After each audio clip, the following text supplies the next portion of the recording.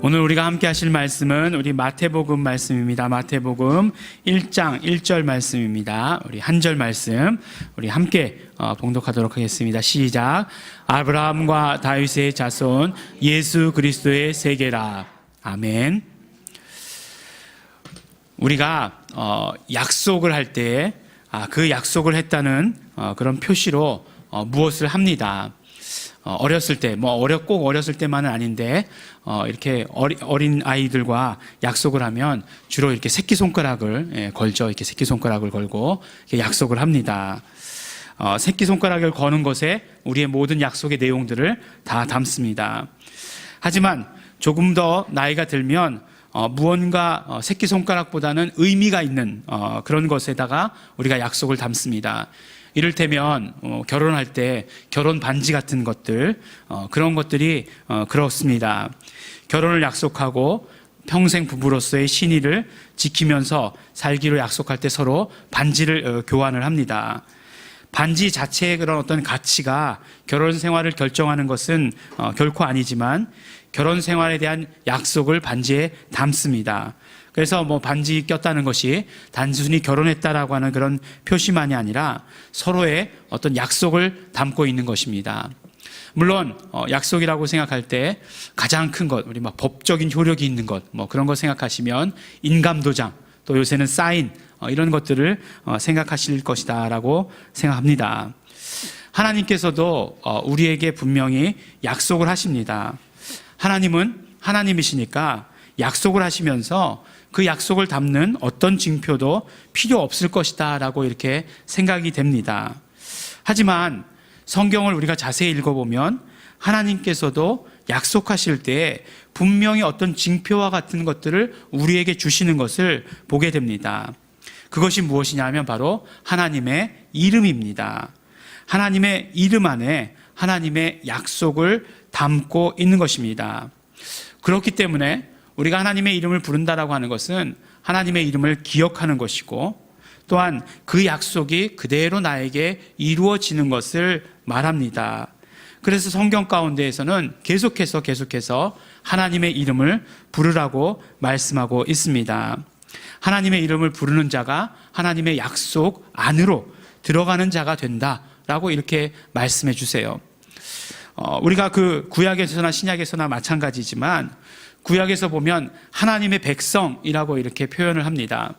하나님의 백성이 어떤 사람들이냐? 분명히 어떤 하나님과의 언약 관계에 있는 사람들, 약속의 관계에 있는 사람들이 하나님의 백성입니다.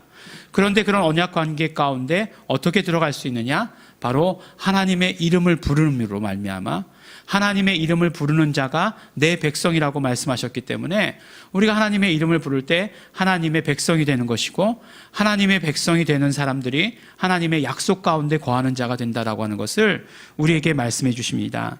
신약에서는 더 이상 백성이라고 이야기하지 아니하고 자녀라고 말씀해 주십니다.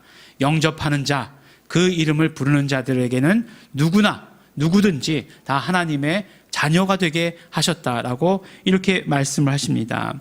어떻게 하나님의 자녀가 되느냐? 어떻게 하나님과 그런 어떤 약속 가운데 있을 수 있느냐?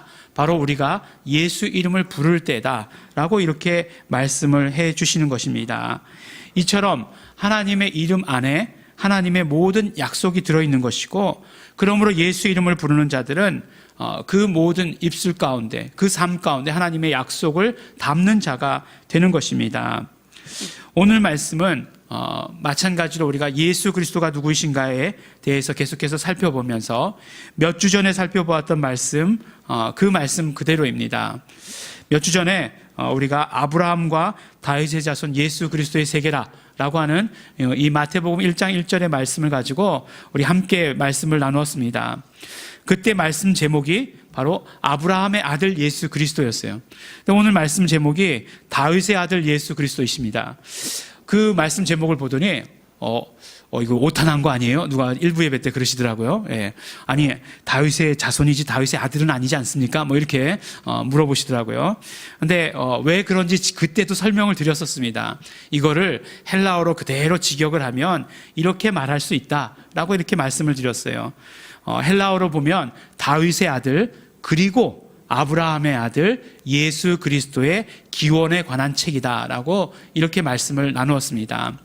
왜 이렇게 말씀을 나눴냐면 이것이 단순히 1장 1절의 말씀이 그냥 단순히 족보의 이야기를 이어가는 연속적인 그런 이야기가 아니기 때문에 그렇습니다.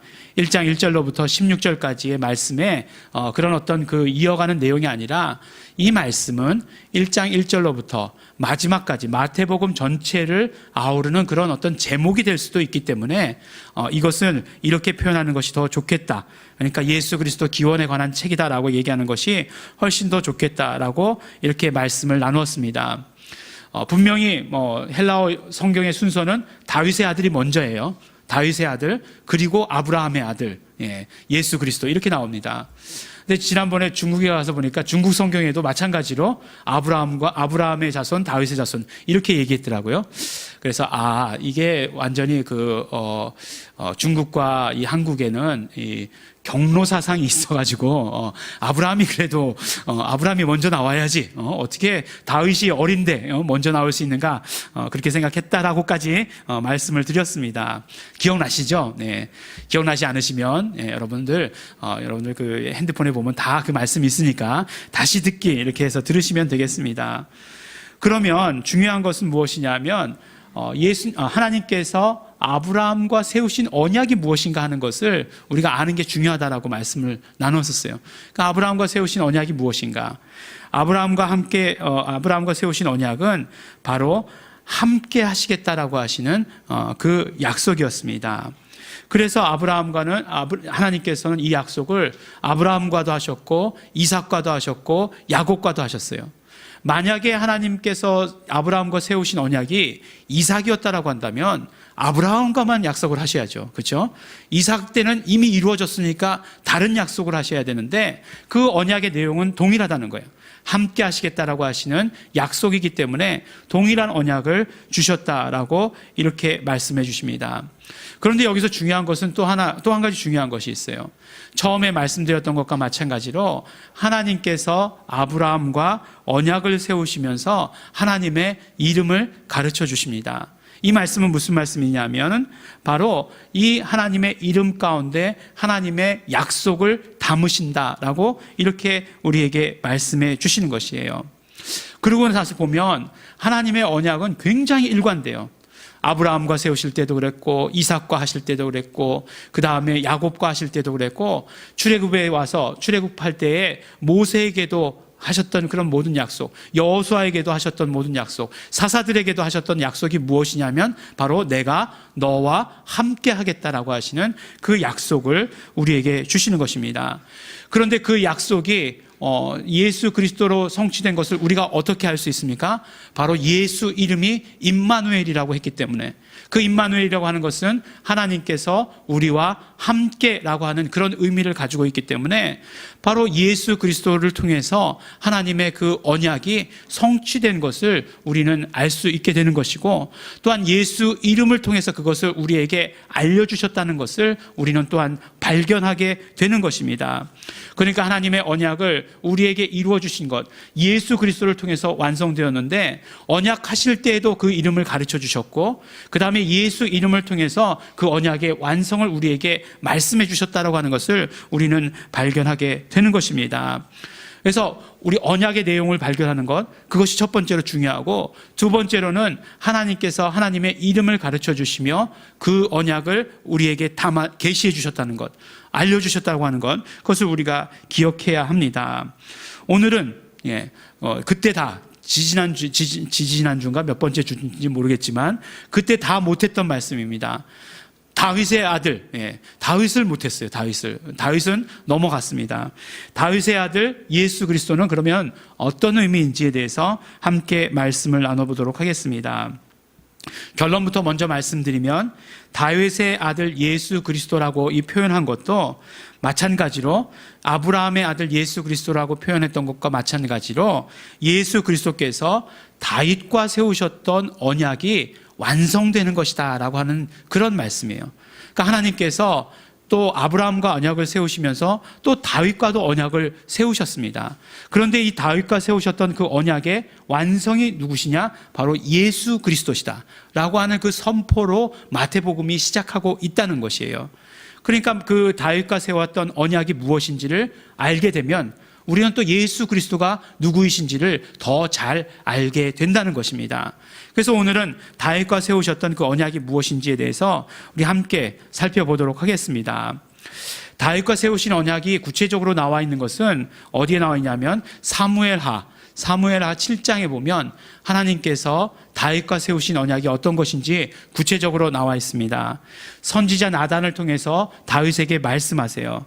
그런데 그 말씀하시는 내용이 무엇이냐? 바로 9절 말씀해 보니까 내가 어디를 가든지 내가 너와 함께 있어. 이렇게 말씀하세요. 그러니까 이게 하나님께서 말씀하신 것이에요. 하나님께서 내가 너와 함께 있어 내 모든 대적을 내 앞에서 멸하였은즉 세상에서 존귀한 자의 이름같이 내 이름을 존귀하게 만들어주겠다라고 이렇게 말씀을 해 주시는 것입니다.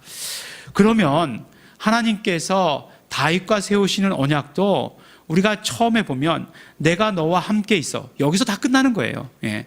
그 다음에 너를 높여주고 너를 모든 정말 세상의 그런 대적들에게서도 보호해 주시고 이거 하시겠다라고 하는 건 뭐라고요? 하나님께서 함께 하시는 그 증거들인 거예요. 그러니까 하나님께서 함께 하시면 이런 일들이 당연히 일어나게 되어 있는 것입니다. 그러니까 우리가 보아야 될 것은 무엇이냐면 하나님께서 다윗과 약속하신 것은 마찬가지로 아브라함과 세우셨던 약속과 마찬가지로 내가 너와 함께 있겠다라고 하시는 그 약속인 것을 우리가 알 수 있는 것입니다. 그런데 재미있게도 내가 너와 함께 있어. 우리 한국어 성경으로는 이것이 도대체 하나님의 이름이다라고 생각할 수 없어요. 예, 생각할 수 없습니다. 하지만 내가 너와 함께 있어라고 하는 이 자체가 바로 하나님의 이름인 것을 우리는 알 수 있는 것이고 이것을 통해서 그 이름의 계시를 통해서 하나님의 모든 언약을 그 이름에 담고 있다라고 하는 것을 우리에게 말씀해 주시는 것입니다. 함께 있겠다라고 약속한 것이 어떻게 이름이야? 이렇게 생각할 수 있지만 믿으시기 바랍니다. 그냥 믿으시기 바랍니다. 예, 그렇습니다. 히브리어가 그렇습니다. 우리가 히브리어를 다 대드려도 그 히브리어를 모르는데 또 그것을 어려운데 더 어려운 걸 쌓아봐야 이해되지 않기 때문에 그것이 이름을 통한 언약의 계시다. 이름 안에 하나님의 언약을 넣어주셨다라고 하는 것으로 우리가 깨닫고 있으면 됩니다. 그러면 그 언약이 무엇인가에 대해서 12절 13절에 말씀을 해주세요. 12절 13절을 읽어보면 이렇습니다. 내 수완이 차서 내 조상들과 함께 잘 때에 내가 내 몸에서 날 자식을 내 뒤에 세워 그 나라를 견고케 하리라. 13절에 보니까 저는 내 이름을 위하여 집을 건축할 것이요 나는 그 나라의 위를 영원히 견고케 하리라 라고 이렇게 말씀해 주시는 것이에요. 근데 이 말씀을 보니까 이게 어디서 굉장히 그 패턴이 비슷한 그런 느낌이 들어요. 그러니까 아브라함과의 언약을 세울 때 우리가 아브라함과의 언약을 뭐라고 생각했습니까? 하늘의 무별들을 보여주시면서 내 자손을 창대케 하리라 이렇게 말씀해 주셨던 그 언약이 기억이 나잖아요.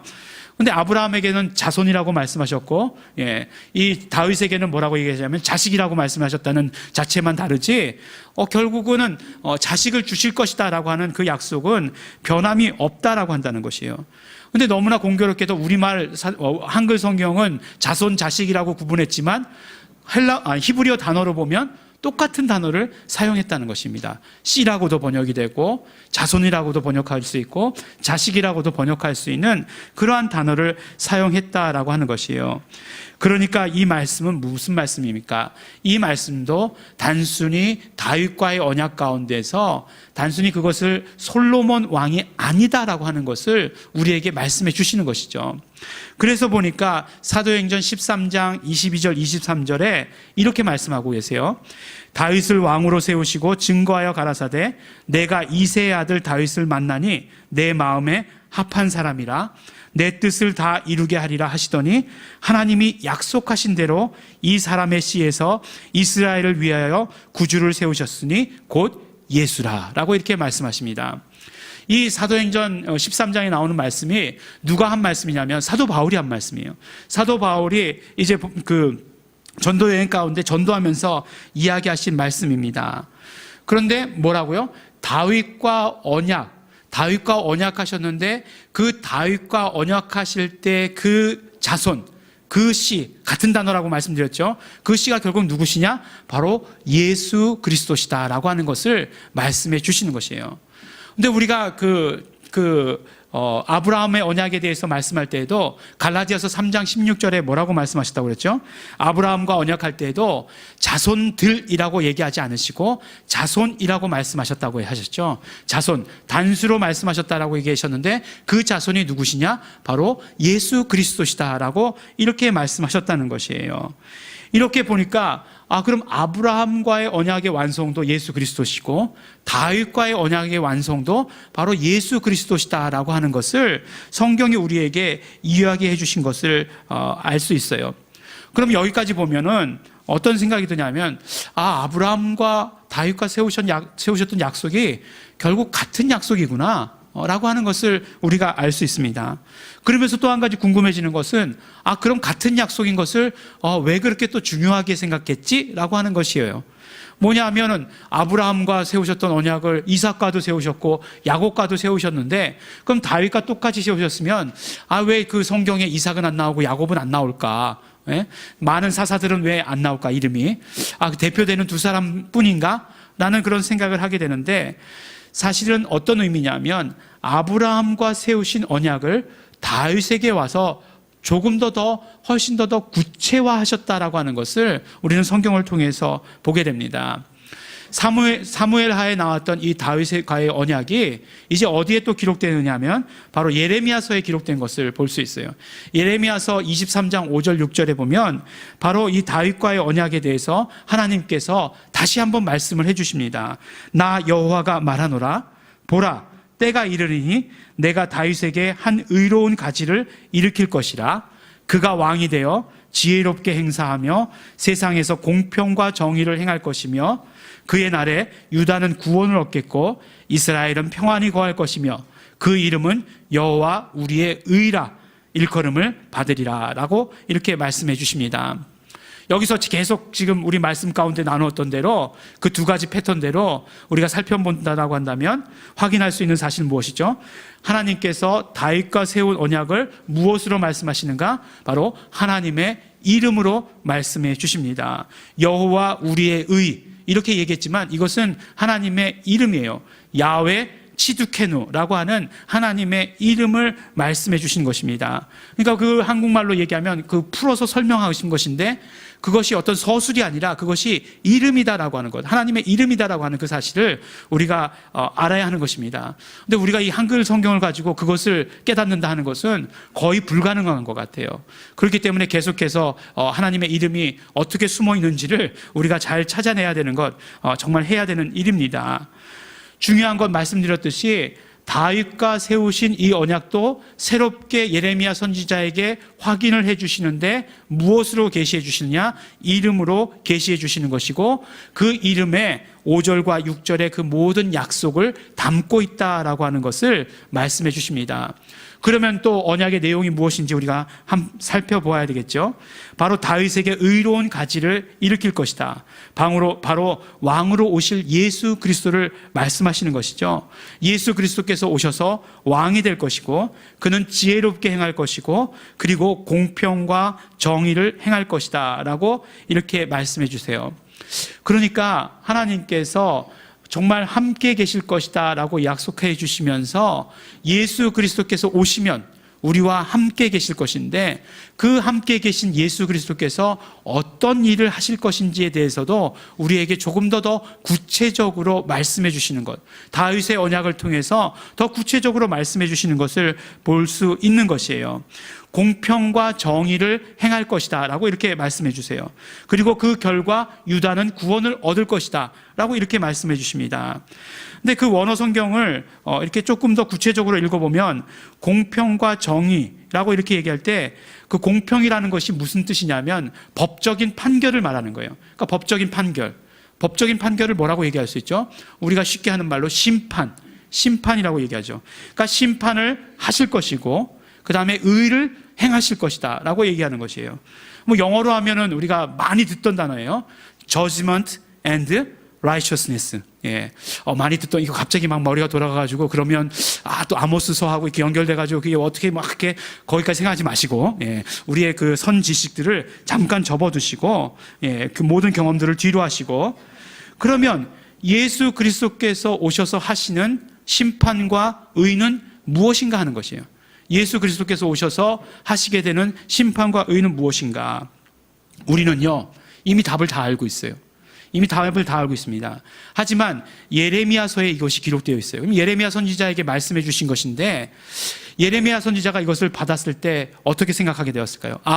하나님께서 말씀해 주신 그 다윗과의 언약이 솔로몬은 아니구나 라고 하는 사실을 먼저 깨달았을 것 같아요. 왜냐하면 다윗은 왕조에 처음 되는 사람이고, 이 다윗 왕조가 다 망할 때의 선지자가 예레미야 아니에요? 그러니까 그 모든 걸 다 봤어요. 다 봤더니 이제 다 보고 나서 다시 언약을 해주시는데, 그렇다면 이것이 솔로몬은 아니구나 라고 하는 것을 알았을 것이에요. 그렇지만 또 한 가지, 이렇게 이야기는 했지만 그것이 예수 그리스도시라고 하는 것은 또 몰랐을 것이다 라고 하는 사실입니다. 하지만 예수 그리스도께 오셔서 이 모든 언약이 성취되세요. 예수 그리스도께서 오셔서 어떤 일을 하셨습니까?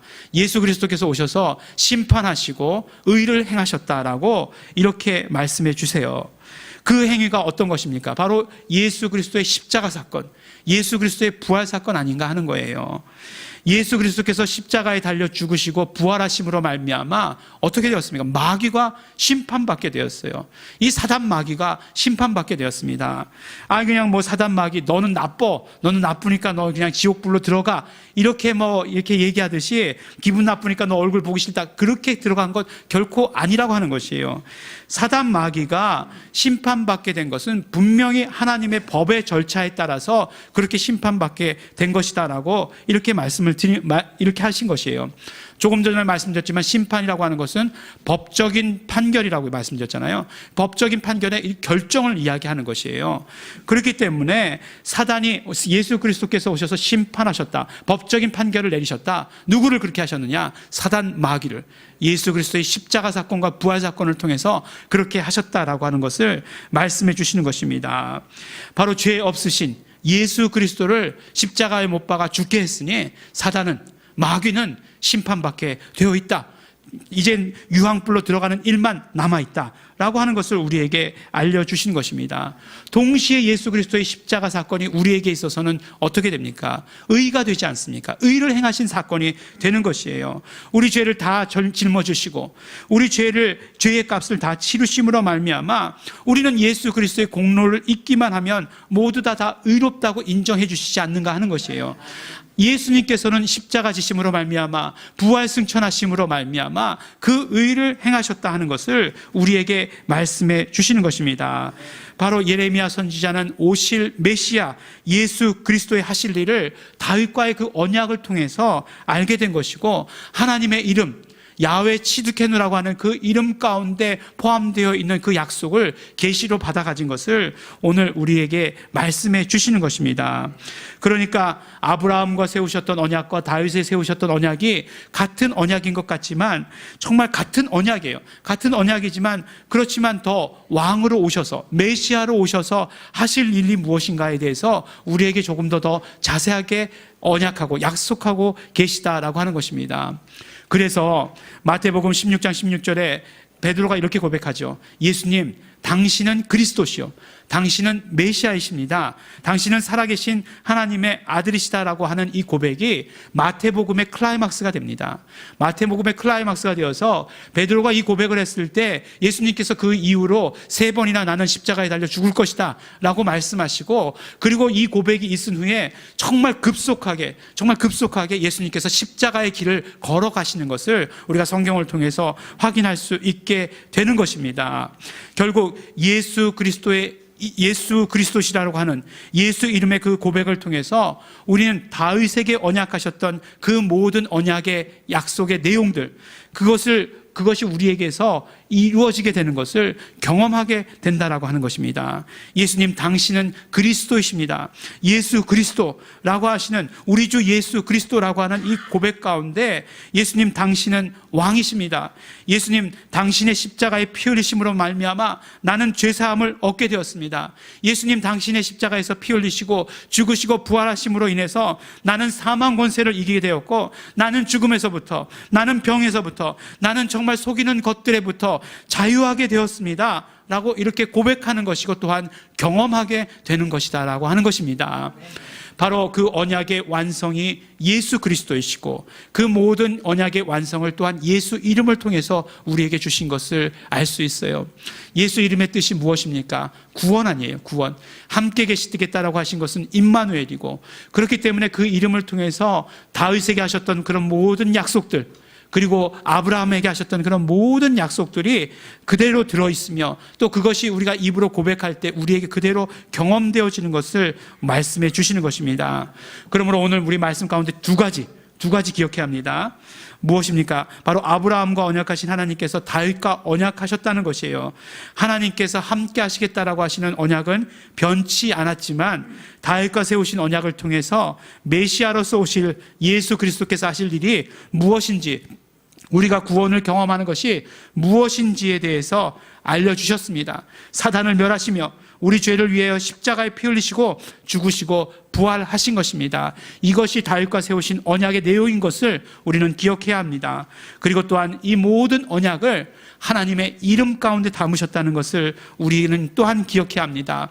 예수 이름이 무슨 말씀입니까? 예수 이름 가운데 구원이 있어요. 그렇다라고 한다면 다윗과의 그 언약을 통해서 이루시리라고 약속하신 그런 모든 내용이 예수 이름 가운데 있다는 것을 우리는 알게 되는 것입니다.